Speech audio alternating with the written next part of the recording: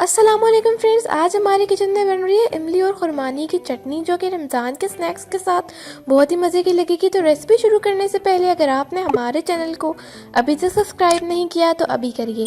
तो आइए चलते हैं रेसिपी के इंग्रेडिएंट्स की तरफ। तो ये है हमारी रेसिपी के इंग्रेडिएंट्स। यहाँ पे हमने ले लिया 1 पाव गुड़, आधा पाव इमली, 1 पाव हमने ले लिया खुरमानी, साथ में हमने फूड ले लिया 2 to 3 पिंच। उसके बाद हमने नमक ले लेना है।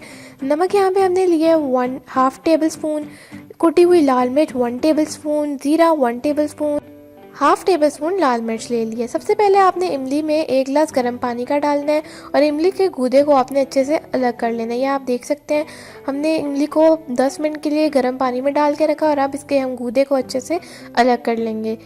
इसी तरह आपने खुरमानी में भी 1 गिलास पानी डाल के रखना है और उसको आपने 1 घंटे के लिए छोड़ देना है। उसके बाद आपने इसको उबाल लेना है। उबालते वक्त आपने इसके अंदर शामिल कर देना है इमली का पानी जो कि हमने इमली से स्ट्रेन किया था। उसके बाद आपने इन दोनों को अच्छे तरीके के साथ मिक्स कर लेना है और उसके बाद आपने इसके अंदर शामिल कर देना है गुड़।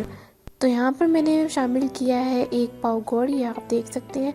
फिर हम इसमें स्पाइसेस शामिल कर देंगे जो कि है नमक 1/2 टेबल स्पून, कुटी हुई लाल मिर्च 1 टेबल स्पून, लाल मिर्च 1/2 टेबल स्पून और ज़ीरा 1 टेबल स्पून। उसके बाद इन सबको हमने अच्छे से मिक्स करना है और इसमें हमने फूड कलर शामिल कर देना है 2 to 3 पिंच।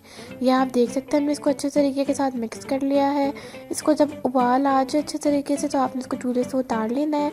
फिर आपने इसको अच्छे तरीके के साथ ब्लेंड कर लेना है जब तक सारी खुरमानी इसमें डिज़ोल्व नहीं हो जाती या गायब नहीं हो जाती है। देख सकते हैं गाढ़ा भी हो गया है, कोई कॉर्नफ्लोर वगैरह आपको इसमें ऐड करने की ज़रूरत नहीं है। ये आप देख सकते हैं हमारी मज़ेदार सी इमली और खुरमानी की चटनी तैयार है। आपने ये रेसिपी ज़रूर ट्राई करनी है और मुझे अपना फीडबैक ज़रूर देना है। Thank you for watching. अल्लाह हाफिज़।